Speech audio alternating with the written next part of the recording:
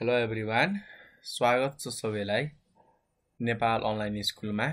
र आजको हाम्रो टपिक रहेको छ computer software and it types.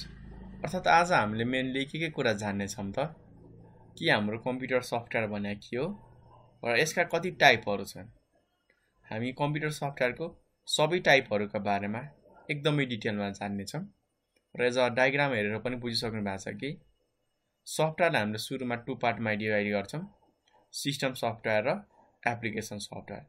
फेरि त्यसैले हामीले चाहिँ फेरि भित्र धेरै टुक्रामा डिभाइड गर्न सक्छौँ, जसमध्ये हाम्रो केही फेमस सिस्टम सफ्टवेयरमा हाम्रो अपरेटिङ सिस्टम र युटिलिटी छन् र यसैमा हाम्रो ल्याङ्ग्वेज ट्रान्सलेटरहरू पनि राखिएको हुन्छ। कुनै बेला हाम्रो यो युटिलिटिजभित्र चाहिँ ल्याङ्ग्वेज ट्रान्सलेटर राखेर हुन्छन् है। त्यो वाद विवाद भएको कारणले मैले यहाँ राखेको छैन, तर सिस्टम सफ्टवेयरको टाइपभित्र हामी पढ्नेछौँ। अर्को आउँछ हाम्रो एप्लिकेसन सफ्टवेयर। एप्लिकेसन सफ्टवेयरलाई हामीले चाहिँ टु पार्टमा डिभाइड गरेका छौँ। एउटा चाहिँ हाम्रो जेनरलाइज्ड प्याकेज, अर्को चाहिँ हाम्रो कस्टमाइज प्याकेज। ल सबैको बारेमा हामी डिटेलमा जानिहालौँ न त। सुरुमा त बुझौँ हामी सफ्टवेयर भनेको के हो अनि सफ्टवेयरको टाइपतिर हामी अगाडि बढ्नेछौँ है। ल एज अ सिम्पल भाषामा भनियो भनेदेखि हाम्रो सफ्टवेयर भनेको चाहिँ कुनै खासै गाह्रो कुरा होइन, जस्ट नर्मल हाम्रो इन्स्ट्रक्सनहरूको कलेक्सन त हो नि। अर्थात् दुई वा दुईभन्दा बढी इन्स्ट्रक्सनहरूलाई हामीले कलेक्ट गरेर जम्मा गरेर एक ठाउँमा राख्न सक्यो भनेदेखि त्यसैलाई हामी सफ्टवेयर भन्छौँ। अब एउटा कुरा सबैको मनमा के आउन सक्छ कि इन्स्ट्रक्सन भने के हो न। तपाईँहरूले सबैले बुझिसक्नु भएको छ, त्यही पनि म केही चाहिने कुराहरू चाहिँ रिभिजन गरिदिन्छु है। इन्स्ट्रक्सन भनेको कुन काम कसरी गर्ने होइन, त्यो काम गर्नको लागि कम्प्लिट गर्नको लागि हामीले कुन स्टेपहरू फलो गर्नुपर्ने हुन्छ त। ती सबै हाम्रो स्टेपहरूको कलेक्सनलाई वा मेथडहरूलाई हामी इन्स्ट्रक्सन भन्छौँ हो।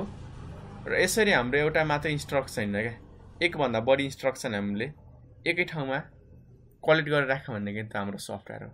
जस्तो हाम्रो कुनै सफ्टवेयर हुन्छ, त्यसमा धेरै कुराहरू हाम्रो इन्स्ट्रक्सनहरू राखिएको हुन्छ। जस्तै एउटा कुनै हाम्रो भिडियो कलिङको वा च्याटिङको सफ्टवेयर छ अरे, अब एउटा इन्स्ट्रक्सनले हाम्रो इन्टरनेटमा कनेक्ट गराउन हेल्प गर्छ, एउटाले म्यासेज सेन्ड गर्ने काम गर्छ, अर्को इन्स्ट्रक्सनले म्यासेज रिसिभ गर्ने, एउटा इन्स्ट्रक्सनले हाम्रो अडियो पठाउने, एउटाले भिडियो पठाउने होइन, एउटाले भिडियो रिसिभ गर्ने। यसरी चाहिँ हाम्रो फरक इन्स्ट्रक्सनहरूको कलेक्सनहरू मिलाएर चाहिँ एउटा सफ्टवेयर बनाएको हुन्छ। र नर्मल्ली हाम्रो सफ्टवेयरको काम के हो त, जति पनि हाम्रो कम्प्युटर र कम्प्युटरको हार्डवेयरहरू छन् ती सबैलाई चाहिँ हाम्रो कन्ट्रोल गर्नको लागि, राम्ररी चलाउनको लागि चाहिँ हाम्रो यो सफ्टवेयर युज गरिएको हुन्छ।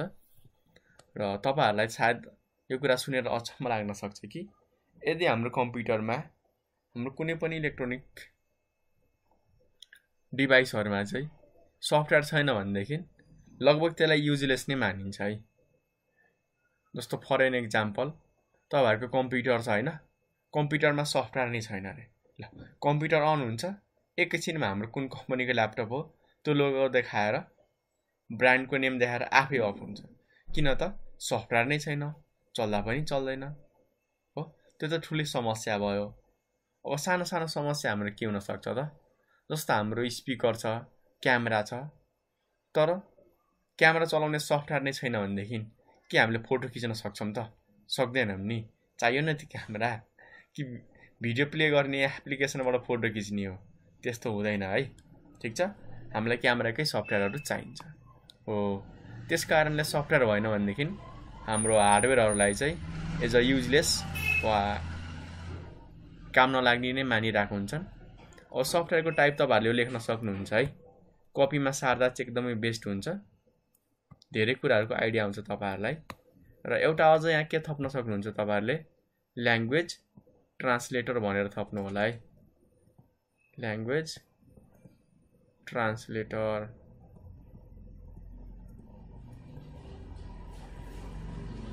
भयो होइन। ल यो कुरा थप्नु होला है, भिडियो पज गरेर लेख्नुभयो।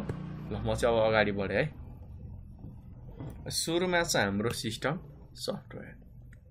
अब नामैबाट हामीलाई क्लियर हुन्छ यस्तो सफ्टवेयर जसले चाहिँ हाम्रो सिस्टमलाई कन्ट्रोल गर्नको लागि हैन कम्प्युटर सिस्टममा भएको हार्डवेयरहरूलाई कन्ट्रोल गर्नको लागि एकअर्कासँग चाहिँ हाम्रो कोअर्डिनेसन गराउनको लागि कम्युनिकेसन गराउनको लागि युज गरिएको सफ्टवेयरलाई हामी सिस्टम सफ्टवेयर भन्छौँ है।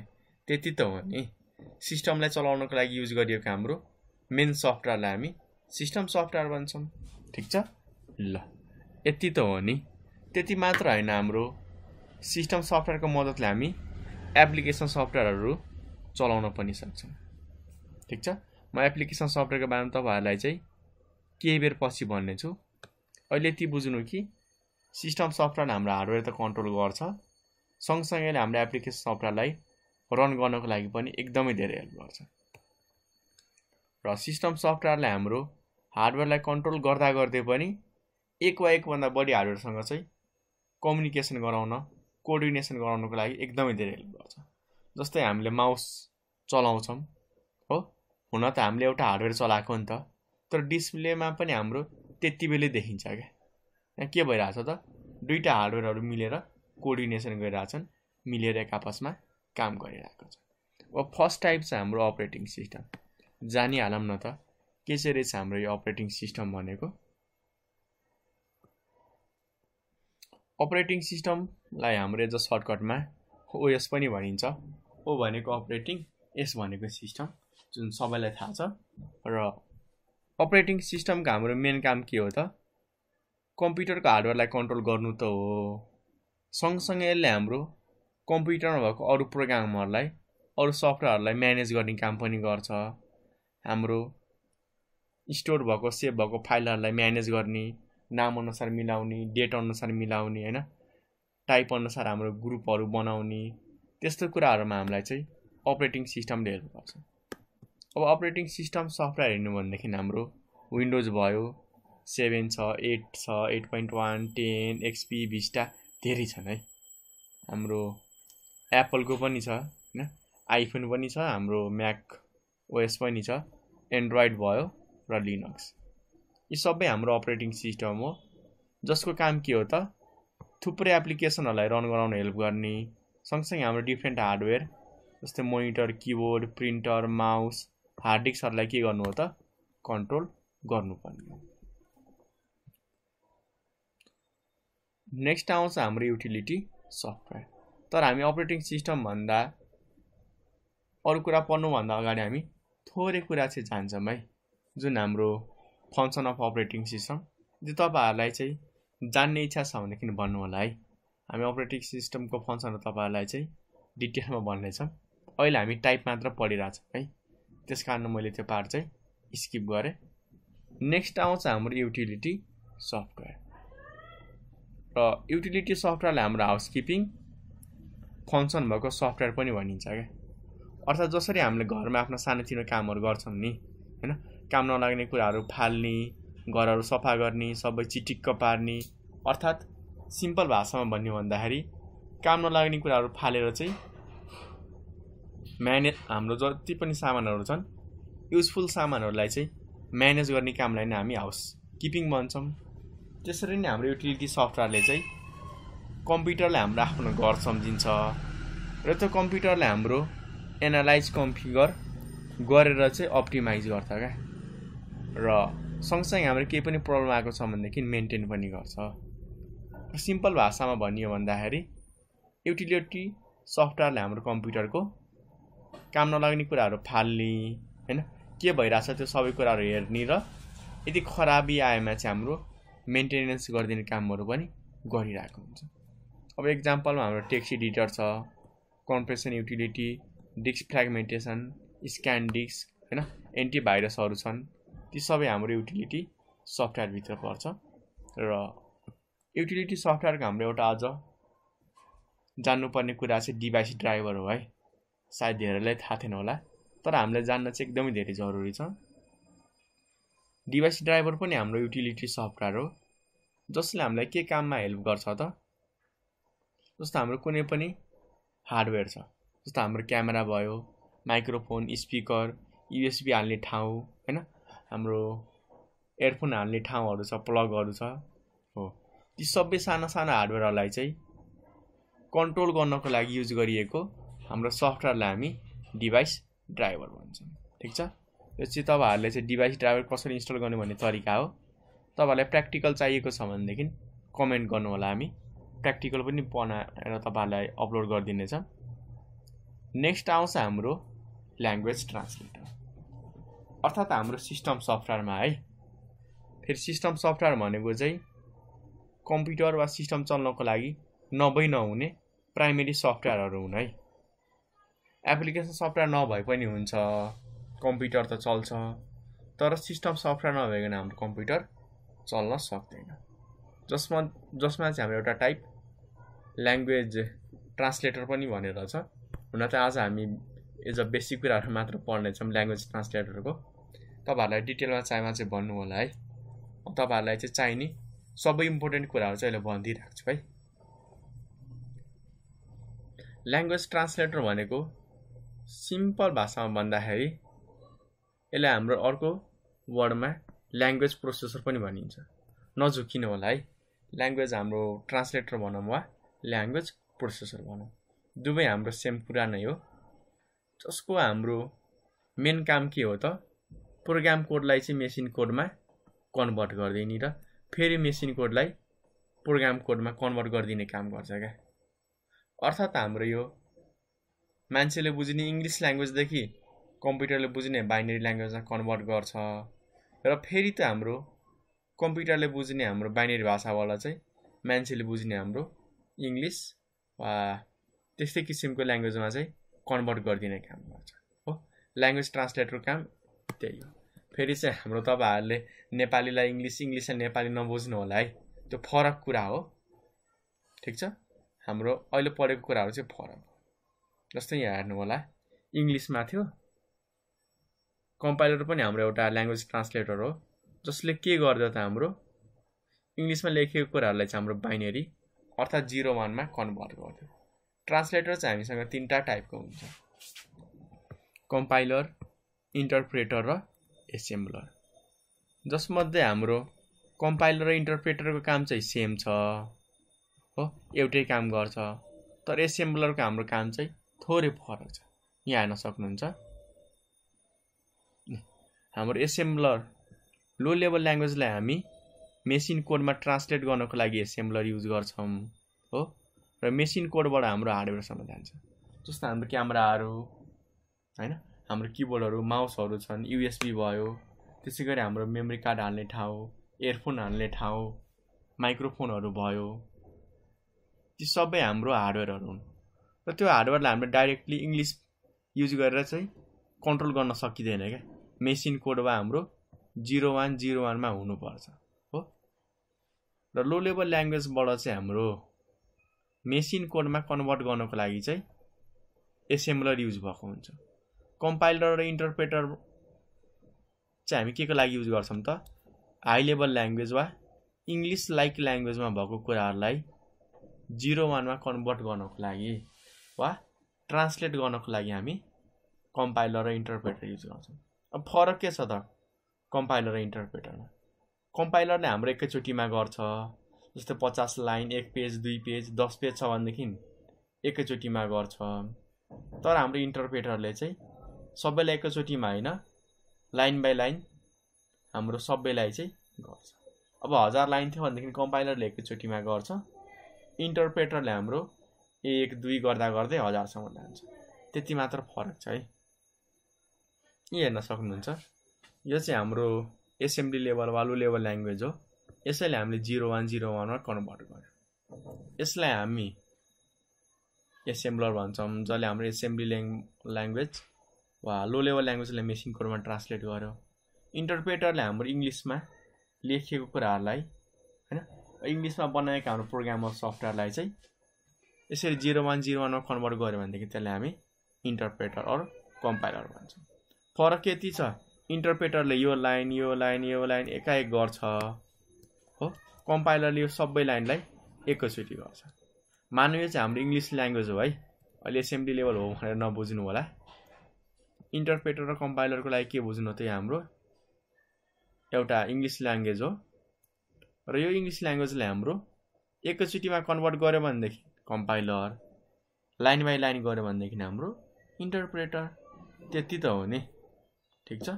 ल अब नेक्स्ट आउँछ हाम्रो एप्लिकेसन सफ्टवेयर।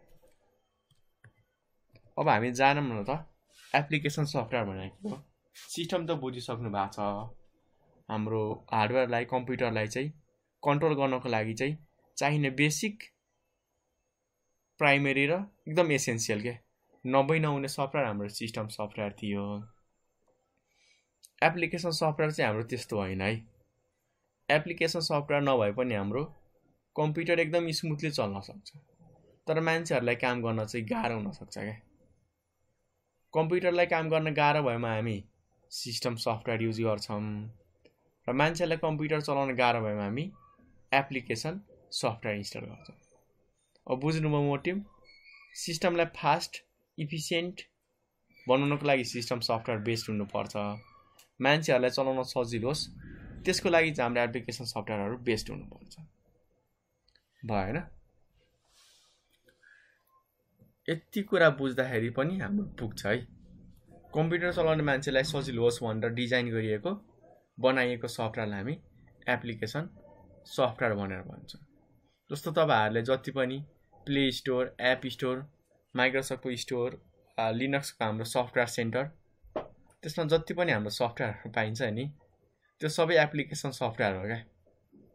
अर्थात् त्यो नभए पनि हुन्छ, तर हामीलाई सजिलो होस् भनेर हामी युज गर्छौँ।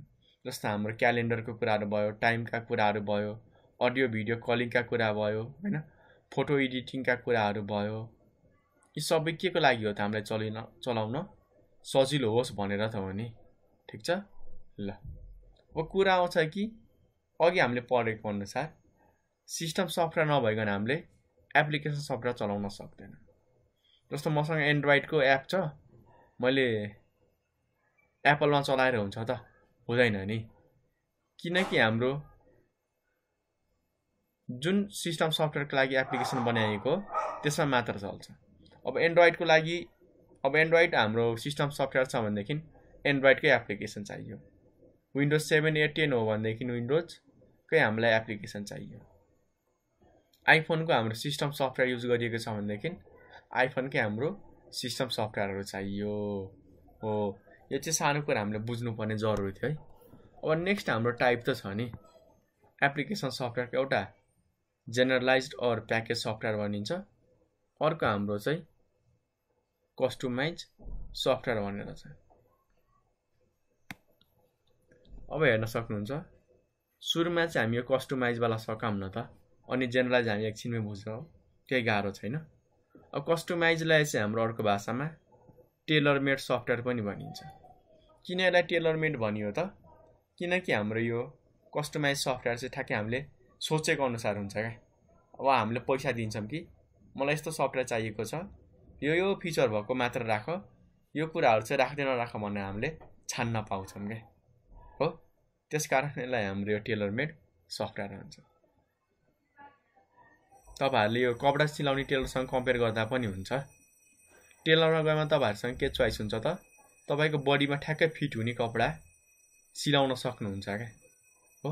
त्यसै गरी कस्टमाइज सफ्टवेयर बनाउने बेला हामीले जे कुराहरू खोजेको छौँ, जुन फिचर हामीलाई चाहिएको छ, ती सबै कुराहरू हामीले इन्क्लुड गराउन पाउँछौँ क्या हो। त्यस्तो सफ्टवेयरलाई हामी कस्टमाइज सफ्टवेयर भन्छौँ, जुन चाहिँ हाम्रो धेरै मान्छेको लागि होइन, एउटा सिङ्गल कस्टमरको लागि हुनसक्छ, कुनै एउटा कम्पनी वा केही ग्रुप अफ मान्छेको लागि हुनसक्छ क्या। जो सबैलाई सोचेर होइन, केही फिक्स्ड मान्छेको लागि सोचेर बनाइएको हुन्छ, जसले चाहिँ पैसा तिरेको छन्। अर्को आउँछ हाम्रो जेनरलाइज और प्याकेज सफ्टवेयर, जसमा चाहिँ हाम्रो एकजनालाई हेरेर होइन, त्यस्तो हाम्रो हजारौँ लाखौँ मान्छेलाई सोचेर चाहिँ यो जेनरलाइज्ड हाम्रो सफ्टवेयर बनाइएको हुन्छ। जस्तो कस्टमाइजमा हाम्रो टेलर थियो, अर्थात् हामीले सोचेको अनुसार आफ्नै बडीको फिटिङ अनुसार कपडाहरू मिलाउन पाइन्थ्यो। तर जेनरलाइजमा हाम्रो के हुन्छ भन्दाखेरि एउटा मात्र सफ्टवेयर होइन, त्यो भित्र धेरै हाम्रो एप्लिकेसनहरूलाई चाहिँ मर्ज गरेर चाहिँ एउटा बनाइन्छ क्या। जस्तो हाम्रो माइक्रोसफ्टको अफिसको प्याकेजहरू छन्, न त कसैले हाम्रो वर्ड चाहिन्छ, कसैलाई एक्सेल मात्र चाहिएला, कसैलाई हाम्रो पावर पोइन्ट र कसैलाई हाम्रो डाटाबेस मात्र चाहिन्छ। तर त्यसमा के गरिएको हुन्छ त, हाम्रो लिमिटेड मान्छेलाई होइन क्या, धेरै मान्छेहरूलाई टार्गेट गरेर चाहिँ बनाइएको हुन्छ हो। र यसको फाइदा पनि छ। फाइदा के छ भन्दाखेरि हामीले सस्तो रेटमै किन्न सक्छौँ। हाम्रो यो कस्टमाइज एकदमै धेरै हामीलाई महँगो पर्न जान्छ है, एकदमै महँगो छ। र यहाँ हेर्न सक्नुहुन्छ तपाईँहरूले चाहिँ फर्स्टमा हाम्रो एक्सेल छ, वान नोट, आउटलुक, वर्ड र पावर पोइन्ट। एक्सेल चाहिँ हाम्रो ब्याङ्किङको कारोबारहरूको लागि हो, जसमा टेबलहरू हुन्छन्, फाइनेन्सियल क्यालकुलेसनहरू सजिलो हुन्छ टेबलमा। अर्को वर्ड हाम्रो चाहिँ डकुमेन्टेसनको लागि, बुकहरू बनाउनको लागि, नोटहरू लेख्नको लागि हो। अर्को चाहिँ हाम्रो पावर पोइन्ट, यो चाहिँ हाम्रो स्लाइडहरू बनाउनको लागि चाहिँ एकदमै धेरै युज भइरहेको हुन्छ। ल आजको लागि हामी यति नै गर्छौँ है।